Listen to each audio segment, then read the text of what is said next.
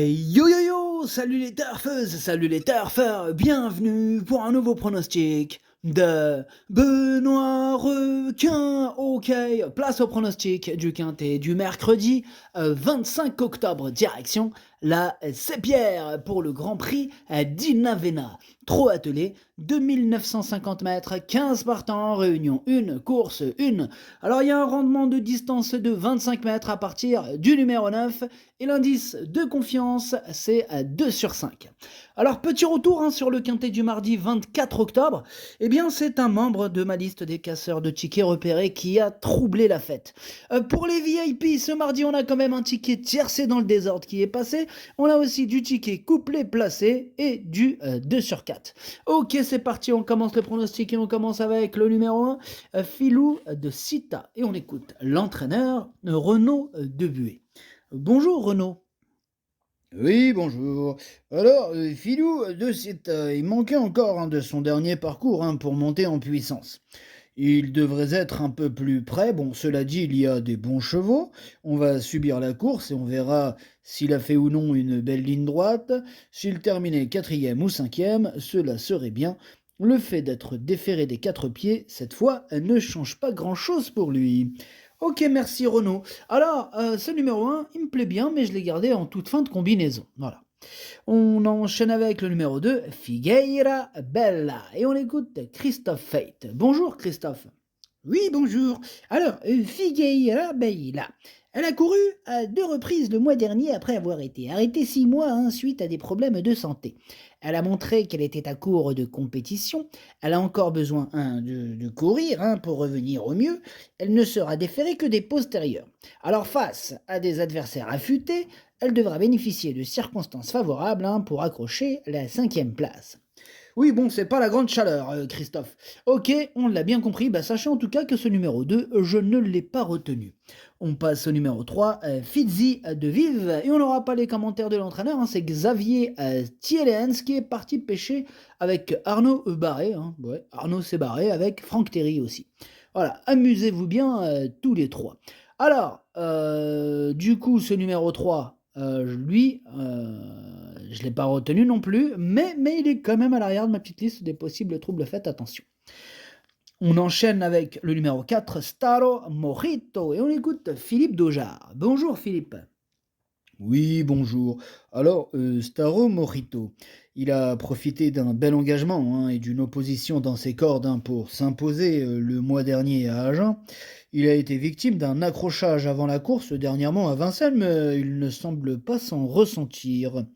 Eh bien, il bénéficie d'un engagement favorable au premier poteau, et c'est un bon droitier. Même si le lot est bien composé, il a une belle carte à jouer. Eh bien, je suis tout à fait d'accord avec vous, Philippe, qu'il a une belle carte à jouer, étant donné qu'il fait partie de mes préférés. Je l'ai mis deuxième. On enchaîne avec le numéro 5, Houston Tuileries. On écoute Madame Claire Desmontil. Bonjour, Madame Claire. Oui, bonjour. Alors, Houston Tuileries n'arrive pas à volter à gauche, alors nous sommes obligés de faire ce long déplacement. On fait des kilomètres, faute d'engagement plus près.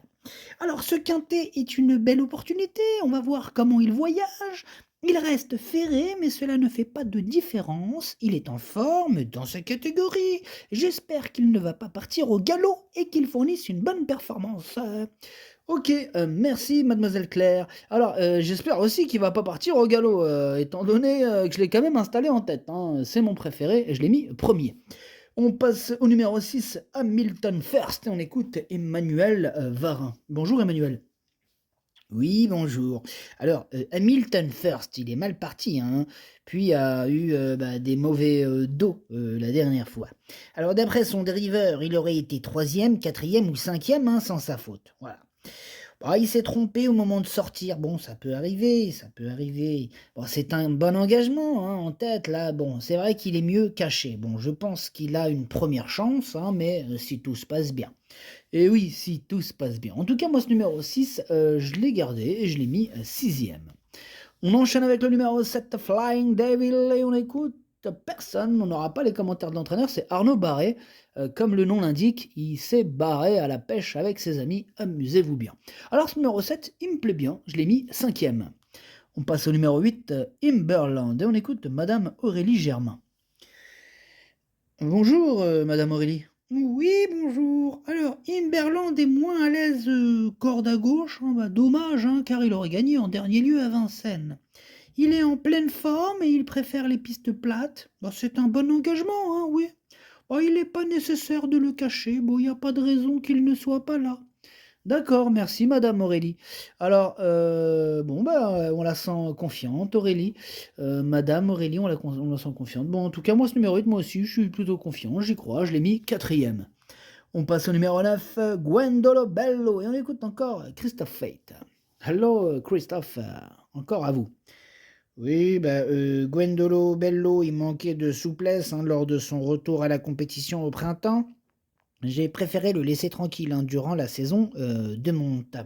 Alors il a du travail derrière lui, il se montre bien souple.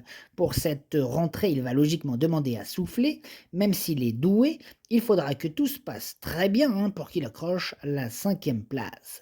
Ok, c'est noté, merci Christophe. Alors, moi ce numéro 9, je ne l'ai pas gardé, c'est un regret, c'est mon 2e cheval de complément en cas de non partant, attention. On enchaîne avec le numéro 10, Enivrante, et on écoute Jean-Pierre Lagenèbre. Bonjour Jean-Pierre. Oui, bonjour. Alors, Enivrante, elle n'a été devancée que par de bons 6 ans dernièrement. Bon, cette course lui a permis d'arriver au mieux pour cet objectif. Alors, elle découvre un engagement favorable sur une piste qu'elle apprécie particulièrement. Malgré son âge, elle reste délicate, mais je compte sur elle pour jouer les bons rôles de ce quintet. Eh bien, merci Jean-Pierre Lagenèbre. Alors, ce numéro 10, il me plaît beaucoup, je l'ai mis 3e. On enchaîne avec le numéro 11, Flash Royal, et on écoute Stéphane Bouisson. Bonjour Stéphane. Ouais, bonjour. À Flash Royal, il n'avait pas un bon programme cet été et j'ai préféré l'arrêter. J'ai profité d'un engagement à domicile pour lui donner sa rentrée le mois dernier, mais il manquait de conditions. Il n'a pas eu de course à sa disposition depuis. Il a encore besoin de courir pour retrouver son meilleur niveau. Seule une petite place semble à sa portée.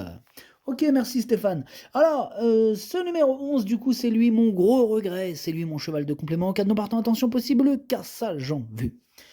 On passe au numéro 12, Fantasia de Ligny. Et on écoute Yannick Henry. Bonjour Yannick. Oui, bonjour. Alors, Fantasia de Ligny, elle est revenue à l'entraînement chez moi le lendemain de sa dernière course à Agen. Elle a bien travaillé samedi matin, mais a encore besoin de courir. Ok, merci Yannick. Alors, ce numéro 12, du coup, moi, je ne l'ai pas retenu. On passe au numéro 13, Duo Séguinel. Et on écoute Jean-Pierre, encore en Jean-Pierre Lagenèbre. Encore à vous, Jean-Pierre. Oui, alors Duo Séguinel, il a encore très bien tenu sa partie dernièrement dans un bon lot. Bon, il fait preuve d'une belle régularité, même s'il doit souvent se contenter de petites allocations. Il va se présenter au mieux pour cet engagement favorable et apprécie cette piste. Il va encore faire sa course et je le crois capable de terminer une fois de plus dans les 5 premiers. Ok, merci Jean-Pierre à Lagenèbre. Alors, ce numéro 13, du coup, lui, je l'ai gardé, mais plutôt en bout de combinaison. On passe au numéro 14, Fast Domino, et on n'aura pas les commentaires de l'entraîneur, c'est Xavier Thielens, comme on l'a dit tout à l'heure, il est parti pêcher avec ses amis.